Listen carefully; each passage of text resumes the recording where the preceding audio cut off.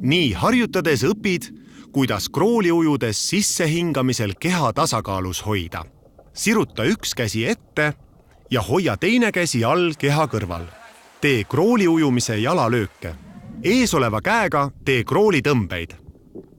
Kui teed tõmmet, siis hinga kopsud vette tühjaks. Kui tõmbekäsi on õla all, siis pööra puusast ja õlgadest keha küljele, et saaksid sisse hingata. Hinga sisse, kui käsi ja nägu väljuvad veest. Kui käsi siseneb vette, pööra ka nägu ja keha vette tagasi ja hinga jälle välja. Hinga igal või igal teisel tõmbel. Tee sama ka teise käega ja hinga teisele poole.